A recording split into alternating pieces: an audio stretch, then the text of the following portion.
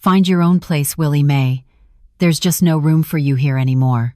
My daughter Denise's words still echoed in my ears like a funeral bell as I packed my last suitcase in the master suite of my new home. It had been 3 weeks since that public humiliation at what used to be my own dining room table in Washington, D.C. Now, here I was standing in front of the floor-to-ceiling window of my multi-million-dollar high-rise apartment in Monaco, watching sailboats sway gently in the Monte Carlo harbor below, while my family was probably waking up in some cramped apartment, wondering how they were going to pay next month's rent without my money to bail them out. Hit that subscribe button. I want to know where you're watching from, especially if you've ever been taken for granted by the children you sacrificed everything for. If you've ever felt invisible after decades of working yourself to the bone for a family that treated your paycheck like an ATM and your love like an obligation. This is how a 70-year-old secretary who spent 50 years supporting a house full of freeloaders taught her ungrateful daughter that respect isn't optional and that even the most patient woman has a breaking point. It's about remembering who carried you when you couldn't walk, who fed you when you were hungry, who worked 3 jobs so you could have a future you never bothered to build. Let me back up, give you the whole picture. My name is Willie Mae Perkins. I'm 70 years old, and for the past 5 decades, I was the fool who supported an entire family of parasites who mistook my love for a blank check and my generosity for weakness. Yes, the truth is that raw, that painful, and that necessary to say out loud. But that morning, as the Mediterranean sun bathed my dark skin through the bulletproof glass of my new residence, warming my face in a way the D.C. winters never could, I finally felt something I hadn't experienced in decades. Freedom. Pure, absolute, glorious freedom. It all started exactly 50 years ago when I married James Perkins in a small Baptist church in Northeast Washington, D.C., not far from where we'd both grown up in a neighborhood where everyone knew everyone and looked out for each other. I was 20 years old, he was 24, and we both had enormous dreams and empty pockets, but we also had each other and a faith that hard work would eventually pay off. James worked as a mechanic at a garage on Georgia Avenue, coming home every night with grease under his fingernails and pride in his eyes. I was a secretary at a small accounting firm downtown, taking the bus every morning before dawn and coming home after dark, but feeling like I was building something important. We lived in a cramped 1-bedroom apartment that smelled of motor oil from James's work clothes and the coffee I'd brew at 0 inches the morning, but we were happy in a way I've never been since. Unbelievably, impossibly happy. The first years of our marriage were magical in the way that only young love combined with shared struggle can be. We would wake up every morning tangled in each other's arms in our second-hand bed, share a frugal breakfast of grits and eggs and burnt toast that we'd laugh about, and plan our future while the radio played Aretha Franklin and Marvin Gaye. James had rough, calloused hands from working on engines all day, but the gentlest touch I've ever known. When he would stroke my hair at night after we'd both worked 12-hour days, he promised me in that deep voice of his that rumbled in his chest, "One day, Willie Mae, I'm going to buy you the most beautiful house in Washington, D.C., a place where you can be the queen you are, where our children can grow up safe and happy, where we can build something that lasts." For my queen, he'd always say, kissing my forehead with those full lips, making me feel like royalty even when we were eating beans and rice for the 4th night in a row. Denise arrived when I was 22 years old, born on a sweltering July afternoon at Howard University Hospital after 18 hours of labor that James sat through holding my hand and whispering prayers. She was a perfect baby with big, curious brown eyes that seemed to understand everything from the moment she entered the world, and lungs that could wake the entire apartment building when she wanted to be fed. James would hold her for hours after coming home exhausted from the garage, singing made-up songs about princesses and castles and all the things she would accomplish in her life, while I watched them from our tiny kitchen, feeling like my heart could explode from so much love and hope. Those golden moments when it was just the 3 of us against the world, when James would dance with baby Denise in his arms while I cooked dinner, when we'd all fall asleep together in our bed because Denise wouldn't settle in her crib. Those were the most beautiful moments of my life. If I could go back and freeze time anywhere, it would be there, in that cramped apartment with my young husband and our baby girl, before the world became complicated, before family became burden, before love became exploitation. Terrence was born 4 years later, a quiet and smiling boy who completed our perfect little family, arriving in the world without the drama his sister had brought, just slipping into life as if he'd been waiting patiently for his turn. By then, James had saved enough money, penny by penny, dollar by dollar, working double shifts and weekends, for the down payment on a modest house in Northeast DC. I remember the day he drove me there with my eyes covered by his work bandana, telling me not to peek, his voice shaking with excitement like a child on Christmas morning. It was a simple 2-story brick row house with 3 bedrooms, a small backyard where azaleas grew wild and pink every spring, and a cherry tree that bore fruit every summer, fruit we'd make into pies that the whole neighborhood would smell baking. The house was on a quiet street where kids could play outside until the streetlights came on, where neighbors sat on their stoops in the evening talking and laughing, where everyone watched out for everyone else's children. "It's ours, my love," James whispered in my ear, as I wept with joy standing in our empty living room, our voices echoing off the bare walls. Our house, our home, our castle. Nobody can ever take this away from us. Over the next 15 years, James and I built something beautiful together in that house, on that quiet street in Northeast DC. We painted every room ourselves, choosing colors that made us happy, soft yellows and warm blues, and a deep green for our bedroom that reminded us of the parks where we'd walk on Sundays. James expanded his reputation as the best mechanic in the neighborhood, the man who could fix anything on wheels and who never overcharged working people who were struggling just like we once had. I specialized in accounting, moving up from secretary to bookkeeper to senior accountant, working for small Black-owned businesses in the community who needed someone they could trust with their numbers. On Sundays, we would have barbecues in our backyard, James manning the grill with his special sauce that he'd never write down the recipe for, claiming it was all in his head and his heart. Denise and Terrence would run around chasing fireflies when the sun went down, their laughter mixing with the smell of ribs and chicken and corn on the cob. Our neighbors would come over with their own dishes, and we'd have a whole feast spread out on picnic tables, potato salad and collard greens and sweet potato pie and watermelon so cold and sweet it dripped down our chins. I felt like the luckiest woman in the universe during those years, watching my babies grow up strong and healthy, feeling James's arm around my waist as we surveyed our kingdom. James always said our house had something special, an energy that made everyone feel welcome, a warmth that came from the love we'd built it with. Perhaps that was my curse, that welcoming energy, that open-door policy, that belief that family should always help family. When Denise turned 16, the visitors started to arrive, and what started as temporary help turned into permanent occupation. First was my sister Elaine, who had just gotten divorced from her no-good husband, who'd been cheating on her for years with a woman half her age. She showed up at our door with 2 suitcases and mascara running down her face, and James, with his generous heart that I loved but that would eventually destroy us, immediately said she could stay. He fixed up the basement for her, installing new drywall and carpet, painting it a cheerful yellow, adding a small bathroom so she'd have her privacy.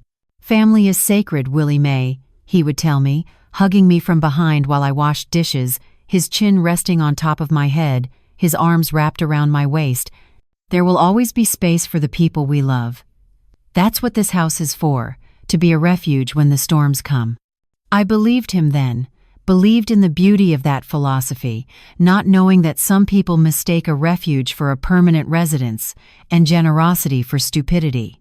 Then came Charles, James's younger brother, who had lost his job at the post office for showing up drunk one too many times and had subsequently lost his apartment when he couldn't make rent. We gave him the guest room upstairs, the one we'd been saving to turn into a home office where I could do my accounting work in peace. James promised me it would only be until Charles got back on his feet, until he sobered up and found new work. But Charles had a special knack for finding excuses and postponing responsibility like it was an Olympic sport he was training for. 3 months turned into 6 months, 6 months turned into a year, and before I knew it, we had a 2 8-year-old grown man living rent-free under our roof, drinking beer on our couch, leaving his dirty dishes in the sink for me to clean up after I'd worked a full day. He'd stumble in at 2, 0 inches the morning on weekends with his drunk friends, waking up the whole house, and when I'd complain to James, my husband would just shake his head sadly and say, "He's going through a rough time, Willie. We need to be patient with him." James never complained about the burden we were carrying, never said a word about how our peaceful home was becoming crowded and chaotic. He was a man of unshakable principles, raised in a household where his mama had taken in half the neighborhood when people fell on hard times, where helping family was considered as natural and necessary as breathing. He worked 12-hour days, then 14-hour days, then 16-hour days to keep up with our rising expenses, taking on extra jobs, fixing cars in our garage on weekends, doing repairs for people all over the city. He would come home exhausted, his body aching, his eyes red from lack of sleep, but always with a smile for me, always asking how my day had been, always interested in the small details of my life.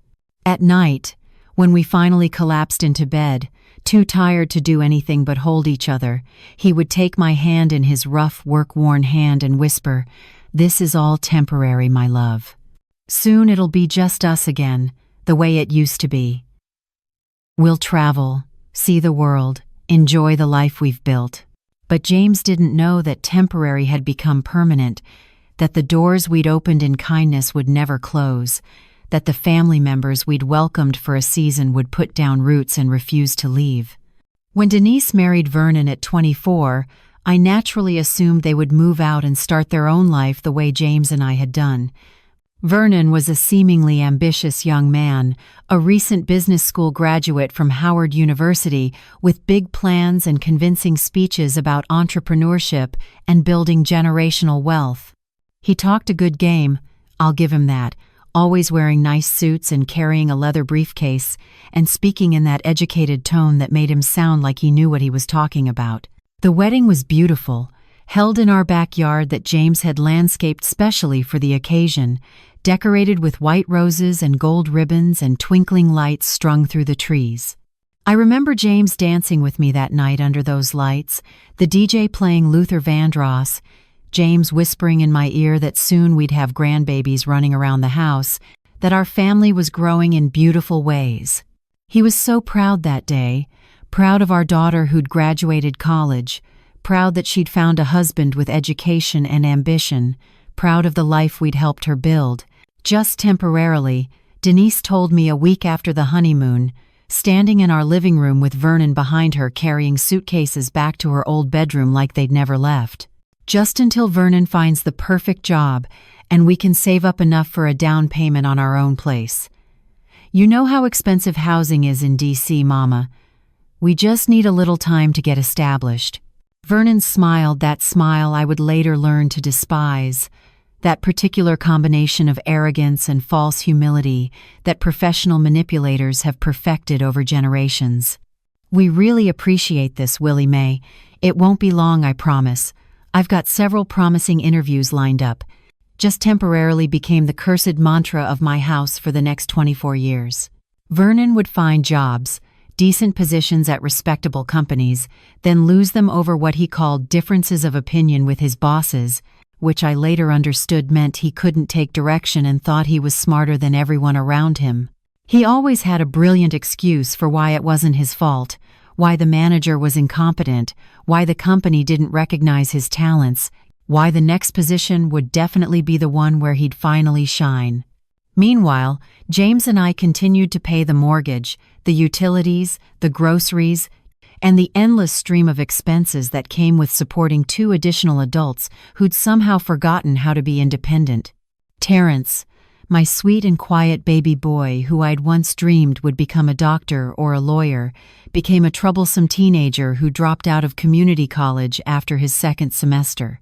"It's not for me, Mama," he told me one afternoon as I ironed his clothes, trying to press some sense of responsibility into the fabric. "I'd rather explore my creative options. I'm an artist, you know. School just kills creativity." His creative options included playing guitar until 3:00 the morning, practicing in the garage that James had converted into a makeshift studio, smoking weed in the backyard with his friends, who all had the same dreams and the same lack of ambition. He would bring home a different girlfriend every few weeks, young women who also ended up staying for dinner, then staying overnight, then somehow staying for weeks at a time, eating our food and using our utilities, and never once offering to contribute a single dollar. When I'd complain to James about it, my husband would just sigh that deep, tired sigh that became more common as the years wore on. "He's finding his way, Willie. Young people need time to figure out who they are. We can't give up on him." But I was beginning to think there was nothing to figure out, that Terrence had already decided exactly who he was. A man who would let his mama work herself into an early grave while he chased impossible dreams on her dime. James worked more and more hours as our household expenses ballooned to ridiculous proportions. His jet-black hair began to show strands of silver, then patches of gray, then went completely white by the time he turned 60. The wrinkles around his eyes deepened into crevasses. His strong back that had lifted engines and carried me over thresholds began to stoop and ache. But he never lost that gentle smile I had fallen in love with 50 years ago, never stopped asking about my day, never stopped kissing my forehead before bed and whispering that he loved me more than life itself. At night, when we were finally alone in our bedroom, the only space in the house that was still truly ours, he would hold me close and say, "This will pass, my love. The kids need time to find their footing. Once they do, it'll be just us again. We'll take that trip to Paris you've always wanted. We'll see the world together." But I had stopped believing that day would ever come. The house that had once been our peaceful sanctuary filled with constant noise and chaos that never seemed to end. Vernon watched television at full volume in the main living room, sports games and action movies that shook the walls. Terrence practiced guitar in the garage at all hours, the same 3 chords over and over until I thought I'd lose my mind. Charles would stumble home drunk on weekends with equally drunk friends, yelling and laughing and breaking things, never once cleaning up after themselves or apologizing for disturbing everyone. And Elaine had appropriated the kitchen as her personal kingdom, filling the refrigerator with expensive organic food from Whole Foods that only she was allowed to touch, food she bought with the disability checks she received for a back injury I was never quite convinced was real. She'd put little post-it notes on her Greek yogurt and her fancy cheeses and her imported olive oil. Elaine's, "Do not touch."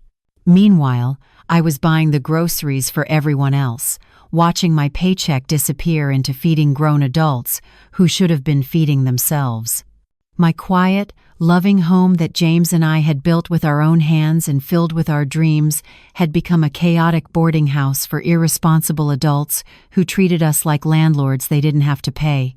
When Denise got pregnant with Jasmine, I foolishly thought motherhood would finally give her the motivation to become independent, to want to build her own home for her own family the way James and I had done. Instead, she announced at Sunday dinner, with Vernon nodding beside her like they'd rehearsed this speech, that they would need to stay until the baby was older and it was safe to move, probably until Jasmine was at least in kindergarten. "We can't risk moving a newborn," Denise said, her hand on her swollen belly, looking at me like I was supposed to understand and agree, "and childcare in DC is so expensive. If we're here, you can help watch the baby while Vernon and I work." Except Vernon wasn't working, hadn't been working for 6 months at that point, but I bit my tongue because James squeezed my hand under the table in that way that meant, "Please don't start a fight." Jasmine was born on a cold February morning at Howard University Hospital, the same hospital where Denise had been born 26 years earlier. James cried with happiness holding his first granddaughter, this tiny perfect thing with 10 fingers and 10 toes and Denise's curious brown eyes. "Now we really need more space," he told me that night, his mind already calculating costs and logistics. "We can't have the baby in that small room with Denise and Vernon. We need to expand." We built a second-story addition with our retirement savings. The money we'd been carefully setting aside for 30 years, the money that was supposed to buy us a comfortable old age, and those trips around the world James kept promising. We took out a home equity loan for the rest, putting our house that we'd worked so hard to pay off back into debt. The construction took 8 months and cost far more than the original estimate, the way these projects always do. But when it was done, we had 2 additional bedrooms and a bathroom upstairs, more space for the family that kept growing but never leaving. The following years were an exhausting blur of endless expenses that drained us financially and emotionally. Jasmine needed designer diapers that cost twice what regular ones did because Denise insisted her daughter couldn't have chemicals touching her skin. Special organic formula that cost $45 a container and lasted less than a week. Educational toys that were supposed to enhance cognitive development. Designer baby clothes from boutiques in Georgetown that Jasmine would outgrow in 2 months. Denise considered all of this appropriate and necessary for her daughter, and when I suggested more economical options, she'd look at me like I'd suggested dressing the baby in rags. Vernon had found work as an insurance salesman, one of those jobs where you work on commission and spend most of your time cold calling people who hang up on you. His income varied wildly from month to month, feast or famine, and during the famine months, which were most of them, James and I continued to cover the majority of the household expenses. The mortgage, the utilities, the groceries, the cable bill that Vernon insisted we upgrade to premium sports channels, the internet that had to be the fastest available because Vernon needed it for work research. Terrence turned 30 without ever holding a job for more than 6 consecutive months. He always had revolutionary projects that required what he called startup capital, which really meant money from his parents to fund his latest impossible dream. A rock band that was going to record the album of the century, which required expensive equipment and studio time.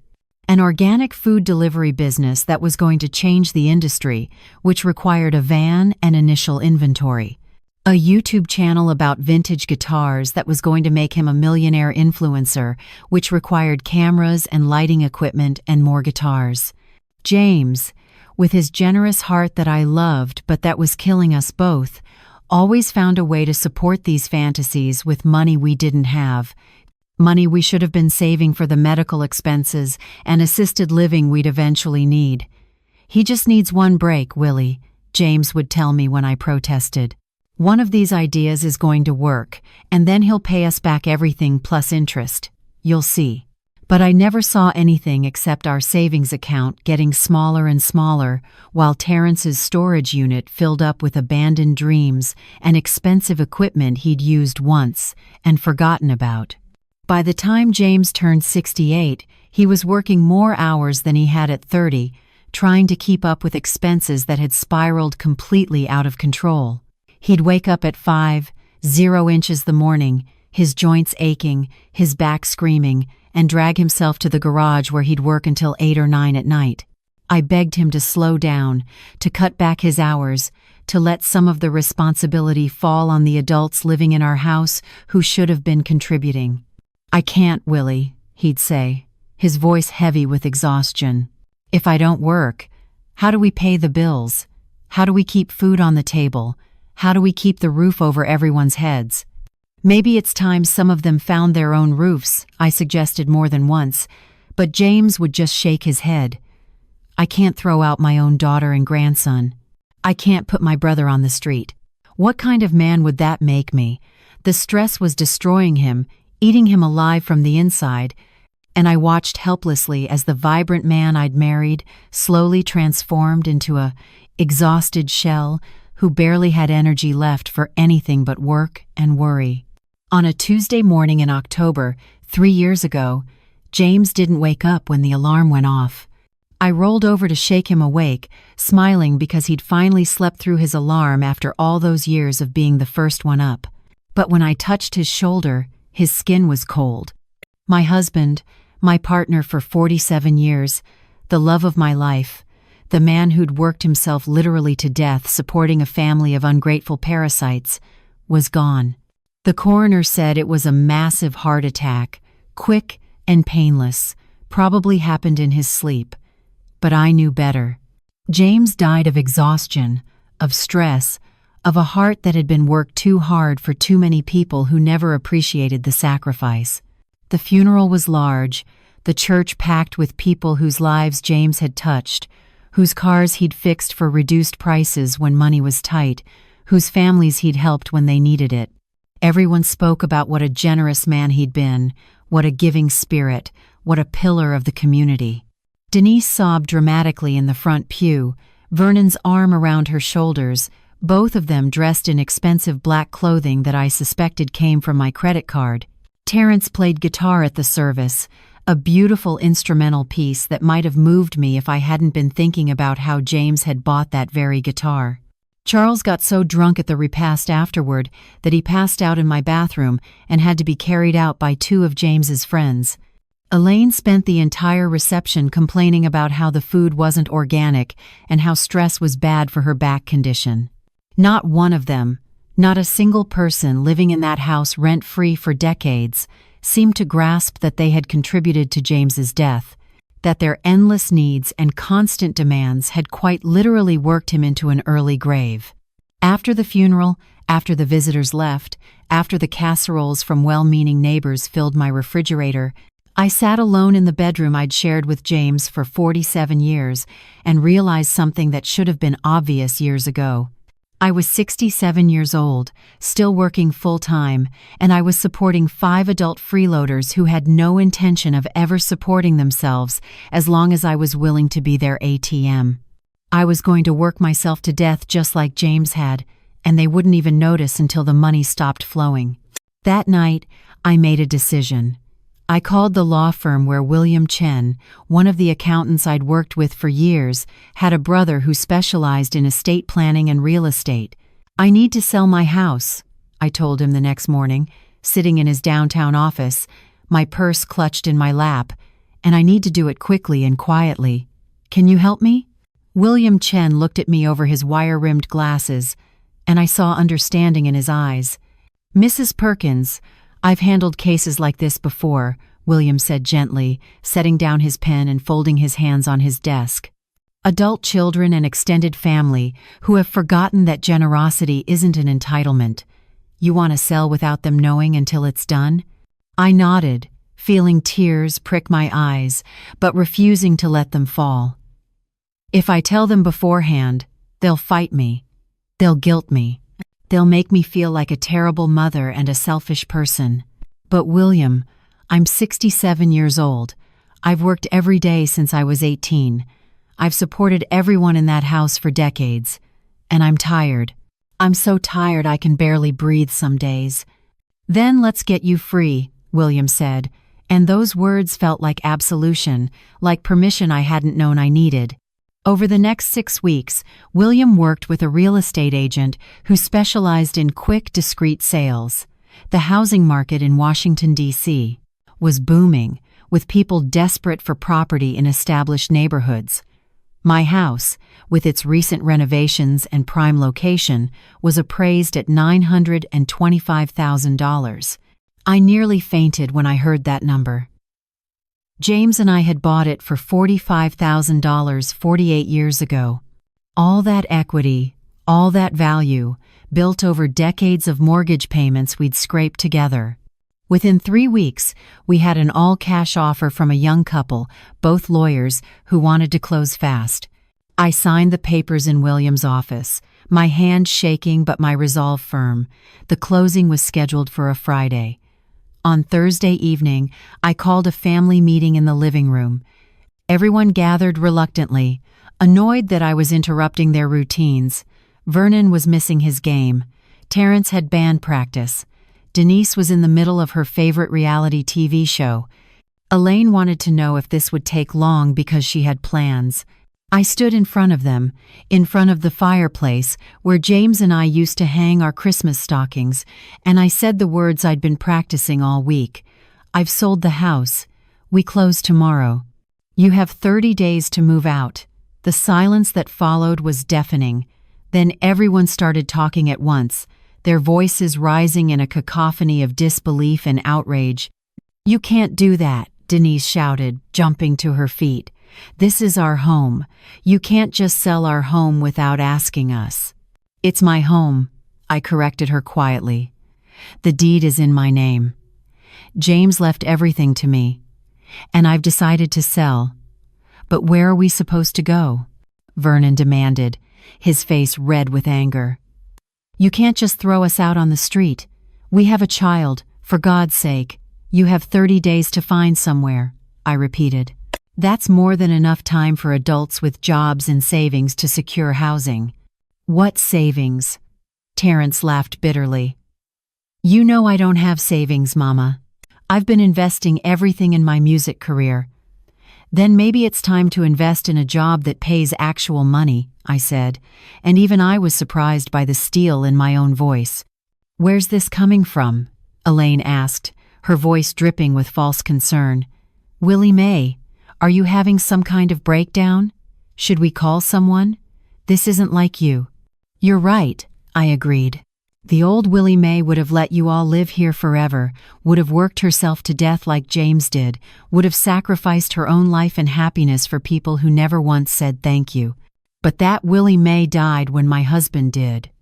This Willie Mae is done being used." I explained the terms calmly, despite their continued protests and accusations. The house sold for $925,000.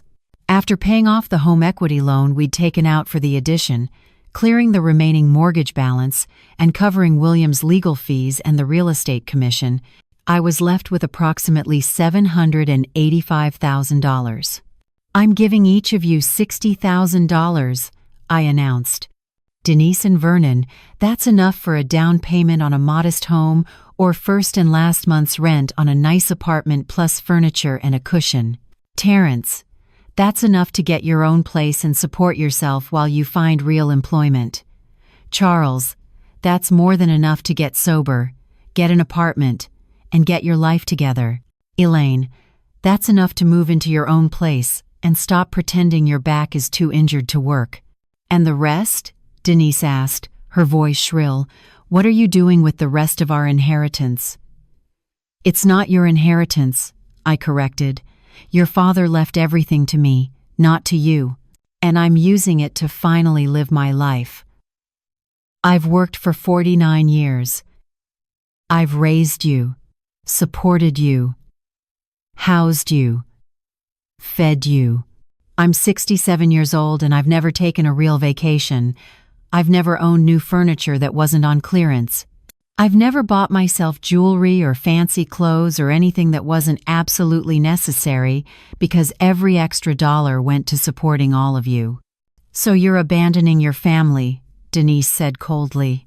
"After everything we've meant to each other, you're just walking away." "No," I said firmly. "I'm walking away from being taken advantage of. There's a difference. If you'd ever treated me with respect, if you'd ever contributed, if you'd ever shown the slightest appreciation or made any effort to be independent, we wouldn't be here. But you didn't. For 24 years, you lived in my house rent-free while I worked myself sick to support you. The 30 days that followed were the most hostile of my life.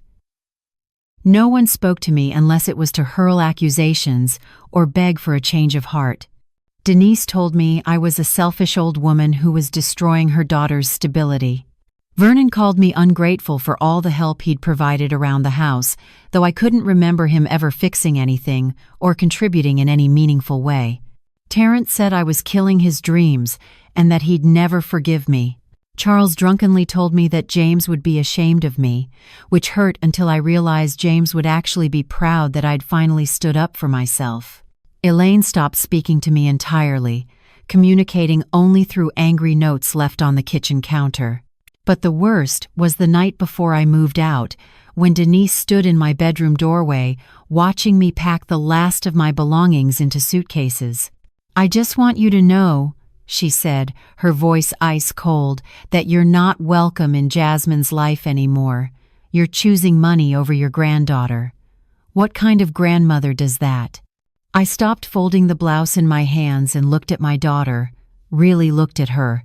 When had she become this entitled, cruel person standing before me?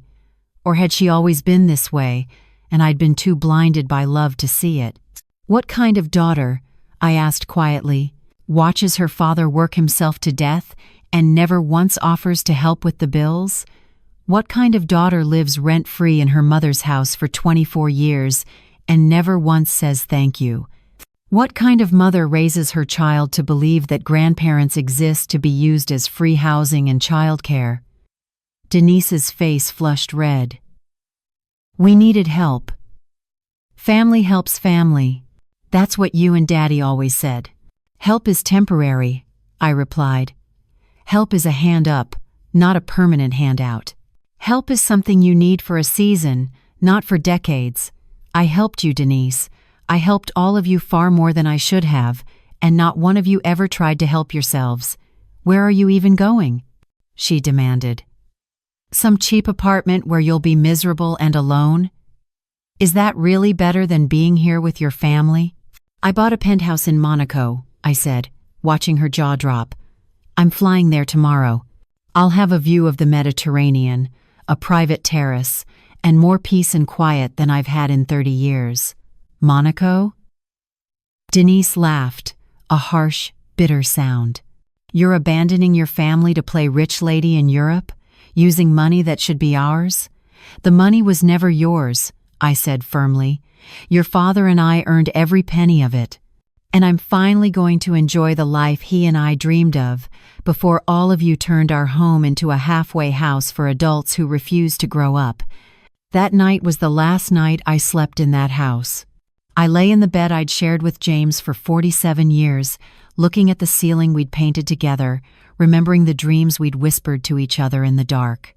"I'm doing this for us, baby," I whispered to his memory. "I'm finally going to see the world you always wanted to show me. I'm sorry it took your death for me to find my backbone." The next morning, a car service picked me up at 6 a.m. to take me to Dulles International Airport. I left before anyone else woke up, left the house keys on the kitchen counter with a note reminding them they had 3 more weeks before the new owners took possession. I didn't leave a forwarding address. I didn't promise to call. I just left, walking out of that house the same way James and I had walked into it 48 years ago, with hope for a better future. As the plane soared over Washington, D.C., over the city that had been my home for 7 decades, I felt a weight lift from my shoulders that I hadn't even realized I'd been carrying. For the first time since James died, since he'd been buried in Congressional Cemetery with a view of the Capitol building he'd loved, I didn't feel the crushing pressure of other people's expectations and needs pressing down on me. The flight attendant served me champagne in a real crystal glass, and I toasted James silently, looking out at the clouds gilded by the setting Sunday. "My love, I'm finally going to live the dreams we planned together," I whispered, my fingers touching the window as if I could reach through and touch heaven. "Forgive me for taking so long to find the courage. Forgive me for letting them drain us dry for so many years. But I'm free now, baby. I'm finally free." I landed in Nice at 10:30 inches the morning local time, the French sunshine so bright and warm it felt like a blessing. The Monaco real estate agent, a distinguished gentleman named Ivan Dubois, was waiting for me with a discreet sign bearing my name and a professional smile that reminded me of James's smile, welcoming and kind without being intrusive. The 40-minute drive in a Mercedes-Benz along the Mediterranean coast was like driving through a postcard. Palm trees swaying in the breeze, luxurious yachts bobbing in crystal-clear water, 5-star hotels that looked like palaces, and that impossible blue of the sea that was so vivid it almost hurt to look at. "Madame Perkins, welcome to your new home," Ivan said, in accented English, as we rode a private elevator that opened directly into my penthouse on the 18th floor. "I believe you will be very satisfied with your choice." When the elevator doors opened into my living room, I actually gasped out loud. The penthouse was even more spectacular than the photos I'd seen online during those secret late-night browsing sessions when everyone thought I was just checking my email. Italian marble floors that gleamed like mirrors. Floor-to-ceiling windows with a panoramic view of the Monte Carlo harbor, where yachts worth more than my entire former neighborhood floated like elegant swans. Designer furniture in cream and gold tones that looked like it belonged in a palace. A fully equipped kitchen with German appliances so modern and sophisticated, I wasn't sure I'd ever figure out how to use them all. But what took my breath away completely, what made my eyes fill with tears of joy and relief and long-delayed freedom, was the terrace. 3,200 square feet of outdoor paradise with an infinity pool that seemed to spill right into the Mediterranean, a vertical garden bursting with flowers I couldn't name, an outdoor dining area with a table that could seat 12, and a direct view of multi-million-dollar yachts swaying gently in crystalline waters that sparkled like diamonds under the sunday. This was the paradise that James and I had imagined in our most ambitious dreams, the kind of place we'd look at in travel magazines and say someday.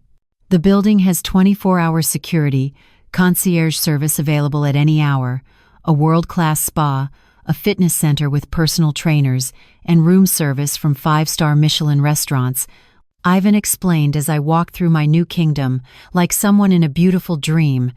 Your neighbors include international businessmen, famous artists, retired athletes, and members of European royal families. Privacy and elegance are guaranteed. You will find that Monaco offers a quality of life that is truly exceptional. That first night in my new home, I slept in a king-sized bed with Egyptian cotton sheets that felt like sleeping on clouds, listening to the gentle sound of waves lapping against the yachts in the harbor below. There was no snoring from Charles, who'd camp out drunk on our couch. No complaints from Jasmine about wanting the newest iPhone. No arguments between Vernon and Denise about whose turn it was to not look for work. No out-of-tune guitar from Terrence practicing the same terrible song for the 100th time. Just golden silence, absolute peace, and the incredible feeling of finally being home in a way I'd never felt in that crowded house in D.C. The first few months were a wonderful adjustment period, like learning to be human again after years of being a workhorse. I hired a personal assistant named Evelyn, an elegant 50-year-old French woman with silver-streaked hair and impeccable manners who had experience working for wealthy international residents. She took care of all the practical details that would have overwhelmed me: grocery shopping at local markets, scheduling doctor's appointments, translating when my basic high school French wasn't enough, organizing household services, and teaching me how to navigate my new life. I established routines I had never been able to have in my previous existence. Every morning, I ate breakfast on my terrace while reading the International Herald Tribune, learning about the world beyond the four walls that had imprisoned me for so long. I swam laps in my private infinity pool as the sun rose over the Mediterranean, turning the water gold and pink. I lunched at elegant restaurants along the harbor, trying foods I'd never tasted, drinking wine that cost more per glass than I used to spend on groceries for a week. I spent afternoons exploring museums and galleries and the famous Monte Carlo casino where Grace Kelly had once walked. I visited the Prince's Palace and the Oceanographic Museum and the exotic gardens that clung to cliffs above the sea. My health improved dramatically in ways that shocked even me. The chronic stress I had carried for decades, that had lived in my shoulders and my jaw and my constantly churning stomach, completely disappeared within 3 months. My blood pressure, which had been dangerously high for years despite medication, normalized to the point where my doctor reduced my prescriptions. My back pain, caused by years of working on my feet and carrying the weight of everyone else's problems, eased and then vanished entirely. I slept 8 full hours every night without waking up in panic about bills or responsibilities or the next crisis someone would create. But the most liberating thing was my absolute financial independence. After buying the penthouse for $3.1 million, I had approximately $225,000 left, which I invested conservatively in low-risk European funds with the help of a financial advisor Ivan recommended. The earnings from those investments, combined with my Social Security pension converted to euros and a small retirement account I'd managed to build despite everything, gave me more than enough income to live comfortably without ever having to work again or worry about money the way I had for 49 years. 3 months after I arrived in Monaco, I received the first phone call from Denise. She had gotten my new number through international banking contacts, probably by charming or bribing someone at my bank to violate confidentiality protocols. "Mama, please answer your phone." I heard her desperate voice on the voicemail she left at 3:00 the morning Monaco time. "We're living in a horrible 2-bedroom apartment in Southeast. Jasmine is devastated that she had to change schools. Vernon lost his job again. We need urgent help. Please forgive us and send money. We're your family. You can't just abandon us." I deleted the message without responding, my finger steady on the button. The calls continued to come for weeks, sometimes multiple times a day. Michael sobbing that he was living on a friend's couch because he couldn't afford rent anywhere, his music equipment in storage because he couldn't pay those fees either. Elaine begging me to help her with money for an apartment because Charles had disappeared after getting his $60,000 and she couldn't afford a place on her disability checks alone. Vernon trying to negotiate what he called a family bridge loan to help them regain their financial stability, promising to pay me back with interest. The voicemails got increasingly desperate and then increasingly angry. Denise called me selfish and cruel. Vernon called me a heartless old woman who'd forgotten where she came from.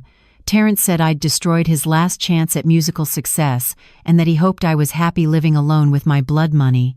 Even Jasmine left a message, clearly coached by her mother, saying, "Grandma, I miss you. Why don't you love us anymore?" That one hurt, but not enough to make me break. I ignored them all completely, deleted every voicemail without listening to more than a few seconds, blocked numbers when they got too persistent. 6 months later, the calls finally stopped.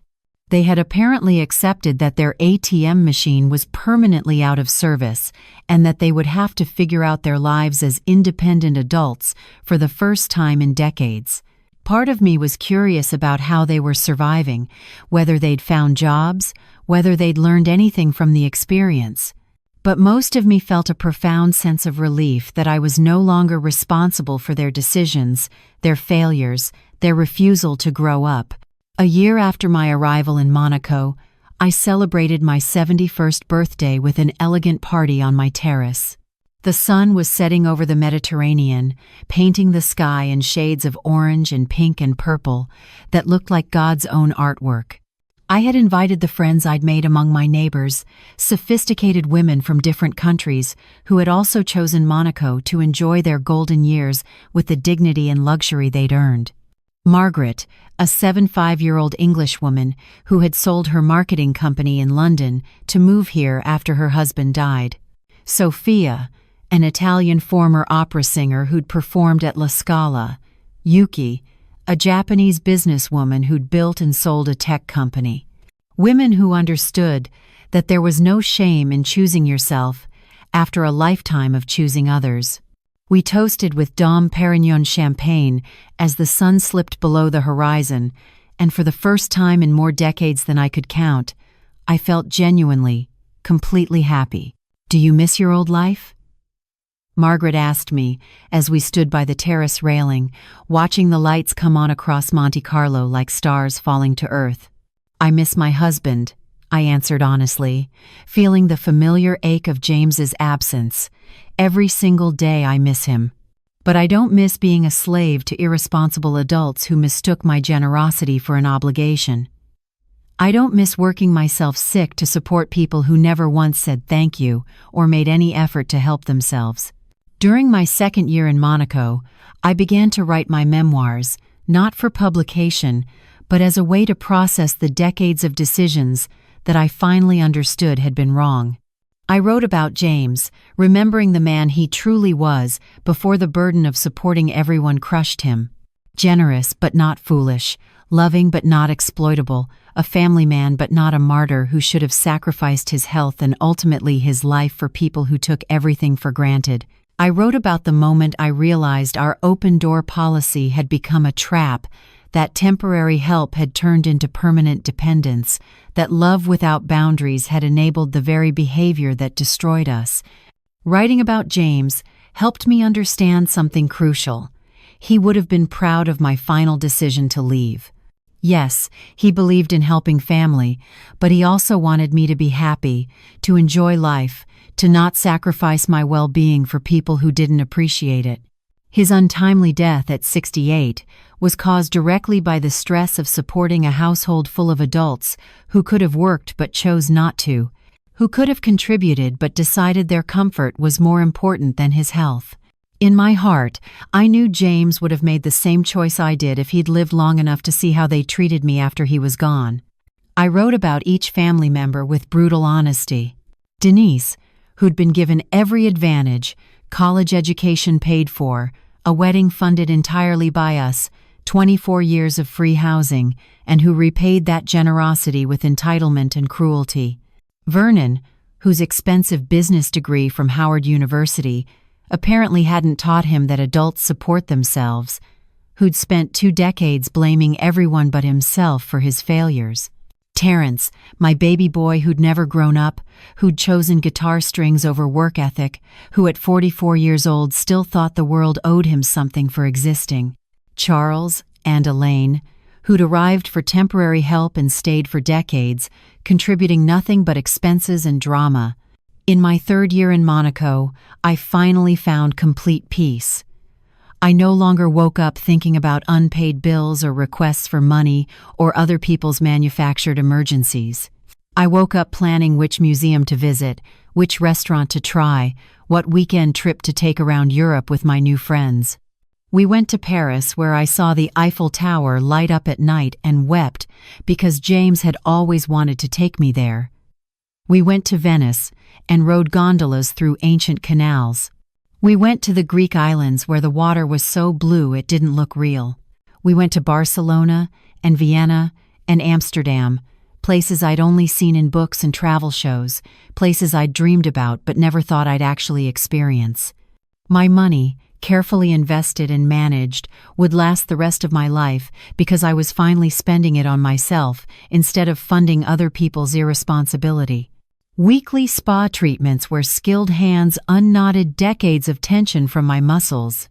Elegant clothes from boutiques in Monte Carlo, dresses and shoes that actually fit properly and made me feel beautiful instead of the clearance rack items I'd bought for years. Cultural trips and concerts and ballets. Dinners at Michelin-starred restaurants where each course was a work of art. Original paintings and sculptures to decorate my penthouse, things I chose because they spoke to me, not because they were on sale. Some nights when I sat on my terrace watching the illuminated yachts sway gently in the harbor, champagne in hand and jazz playing softly through outdoor speakers, I thought about my family back in D.C. I wondered if Denise had finally learned to live within her means, if she'd found a job and discovered that work brought dignity. I wondered if Vernon had stopped making excuses and started taking responsibility. I wondered if Terrence had sold his guitars and gotten a real job, if he'd realized that dreams without discipline are just fantasies. I wondered if Jasmine understood yet that real life requires personal effort, that grandmothers aren't ATM machines, that love doesn't mean unlimited financial support. Part of me hoped they had grown, that my departure had taught them the responsibility that 30 years of comfort and enabling had failed to instill, that they'd look back and understand why I'd left, that they'd recognize their own behavior and feel shame for how they'd treated the woman who'd sacrificed everything for them. But most of me, the part that had finally learned to prioritize my own peace, simply didn't care anymore. Their lives were their responsibility now, as they always should have been. I made new traditions for myself in Monaco. Sunday mornings at the cafe on the harbor where I'd read the newspaper and watch the world go by.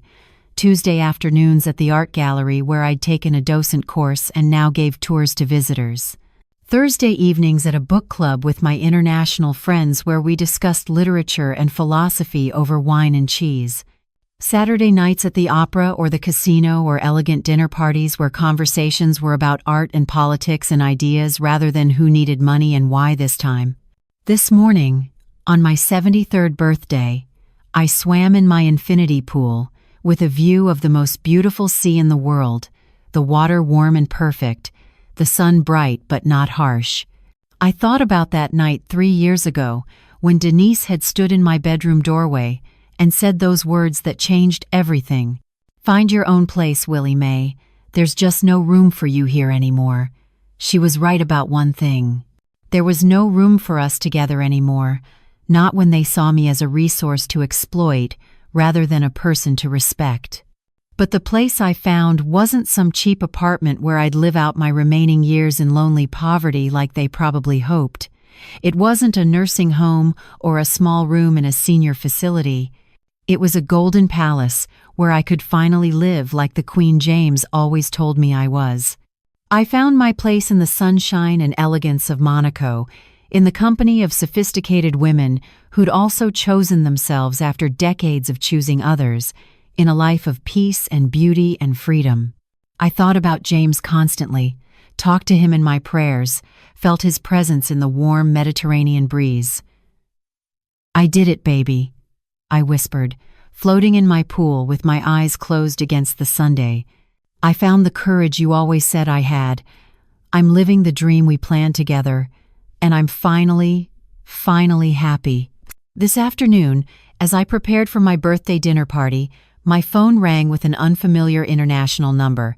For a moment, I considered not answering, worried it might be one of them having tracked me down again. But curiosity got the better of me. "Hello?"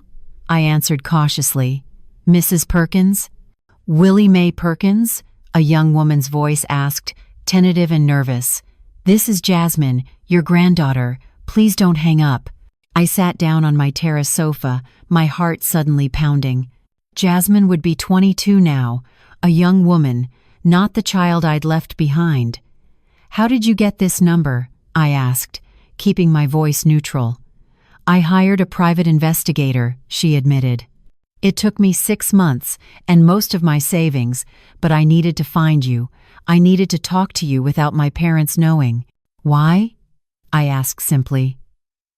There was a long pause, and I could hear her breathing, trying to find the right words. "Because I need to apologize," she finally said, her voice breaking. "And I need to thank you." "Thank me for what, baby?" The endearment slipped out before I could stop it. "For showing me what I didn't want to become," Jasmine said. "After you left, everything fell apart. Mom and Dad fought constantly about money. Uncle Terrence disappeared for months until he finally got a job at a music store. Great Aunt Elaine moved to Baltimore to live with another relative she could mooch off of. Uncle Charles, I don't even know where he is." She took a breath and continued. "But the worst part was watching my parents, Grandma. Watching them blame you for everything instead of taking responsibility for their own choices. Listening to my mother say terrible things about you while living in an apartment she could barely afford because she'd never learned to budget. Watching my father go through job after job because he still thought he was too good for entry-level work. Mom told me you were selfish and cruel," Jasmine went on. "But I was 19 by then, old enough to remember things, to think for myself. I remembered how you worked all the time, how you never bought anything for yourself, how you paid for everything while everyone else just took, and I realized you weren't the selfish one, they were." Tears were running down my face now, but I didn't interrupt. "I put myself through community college," Jasmine said, and I could hear the pride in her voice. "I worked 2 jobs, got scholarships, graduated with my associate degree. Now I'm finishing my bachelor's in accounting at Georgetown, working full-time to pay for it. I did it all without asking my parents for a dime because I never wanted to be like them. "Jasmine," I whispered, my voice thick with emotion. "I'm so proud of you, baby. I'm calling because I wanted you to know that your sacrifice wasn't completely wasted," she said. "At least one person learned from your example. You showed me what it looks like to work hard and be independent, and you showed me what happens when people take advantage of generosity for too long. I'll never be like my parents, Grandma. I promise you that." We talked for another hour. She told me about her life, her studies in accounting, following in my footsteps, her boyfriend who was also working his way through school, her small apartment that she paid for herself and was proud of even though it was tiny. She told me she'd cut contact with her mother after one too many requests for money, that she talked to her father occasionally but kept firm boundaries. "I want to visit you someday," Jasmine said before we hung up. "When I've graduated and saved enough money for the trip, I want to see this new life you built. And I want to say in person what I should have said 3 years ago. Thank you for everything you did for us even though we didn't deserve it." After we ended the call, I sat on my terrace for a long time, watching the sun set over the Mediterranean, feeling something shift in my heart. All this time, I'd thought my years of sacrifice had been completely wasted on people who'd learned nothing. But Jasmine had been watching. She'd been learning. And she'd chosen a different path because of what she'd witnessed. That night at my birthday party, surrounded by my friends in their elegant dresses and jewelry, I made a toast. "To second chances," I said, raising my champagne glass, "to the courage to choose yourself, and to the hope that the next generation learns from our mistakes." Margaret clinked her glass against mine. "What brought this on?" she asked with her knowing smile. "Did something happen?" "My granddaughter called," I said, unable to keep the smile off my face. "And I discovered that maybe, just maybe, some good came from all those hard years after all." As I looked around my terrace at these women who'd become my chosen family, at this paradise I'd built for myself, at this life of peace and freedom and beauty, I felt James' presence stronger than I had in years. I could almost hear his voice in the warm evening breeze, that deep rumble I'd loved so much. "I'm proud of you, Willie Mae. You finally learned to be the queen I always knew you were. Find your own place, Willie Mae," Denise had said that night, meaning to wound me, to make me feel unwanted and disposable. But she'd accidentally given me the greatest gift: permission to leave, permission to choose myself. Permission to finally live the life I deserved. I found my place.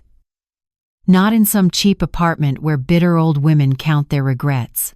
Not in a facility where I'd slowly fade away while waiting for visits from family who'd never come. I found my place in a penthouse overlooking the Mediterranean Sea, in a life filled with culture and friendship and joy, in the freedom to wake up each morning and choose happiness. Some people might judge me for leaving my family. They might say a mother should sacrifice everything, should give until there's nothing left, should work herself to death for children who take everything for granted. But those people have never been drained dry by loved ones who confuse generosity with obligation. They've never watched their spouse die from the stress of supporting adults who refuse to support themselves. They've never spent decades putting everyone else first, only to be treated like an ATM instead of a human being. I don't regret leaving. I don't regret selling that house and taking my money and building a new life in a place where no one knew the old Willie Mae who said yes to everything. The only regret I have is that I didn't do it sooner, that James died before we could enjoy the freedom together. But even that regret is fading, replaced by gratitude for the years we had, for the love we shared, and for the courage he taught me, even if it took me decades to find it. That is Willie Mae Perkins' story. Now I want to hear from you. Where are you watching this from? What city? What country? Drop it in the comments below. I love seeing our global community come together over these powerful stories about women who finally chose themselves, about families who took advantage for too long, and about the moment when enough becomes enough. Real question: if you were Willie Mae, what would you have done when your daughter said, "Find your own place, there's no room for you here anymore"? Would you have left immediately like she did? Would you have tried to reconcile? Or would you have handled it differently? Tell me in the comments because I'm genuinely curious how you would respond to that level of disrespect after 50 years of sacrifice. Hit that like button if this story made you feel something. Share it if you know someone who's being taken advantage of by their own family, someone who works themselves to exhaustion while adult children live rent-free, someone who needs to hear that it's okay to choose yourself after decades of choosing everyone else. And subscribe for more raw, real stories about grandmothers who refuse to be ATM machines, adult children who learn entitlement isn't a birthright, families who mistake generosity for obligation, and what happens when a woman who gave everything finally takes something back for herself. This story is about more than just one woman moving to Monaco. It's about recognizing when help becomes enablement. It's about understanding that you can love your family and still set boundaries. It's about knowing that sacrifice without appreciation becomes slavery, and that even the most generous heart has limits. Thanks for watching. Remember, family is supposed to lift you up, not drain you dry. Love doesn't mean letting people take advantage of you until there's nothing left. And choosing yourself after a lifetime of choosing others isn't selfish, it's survival. See you in the next video.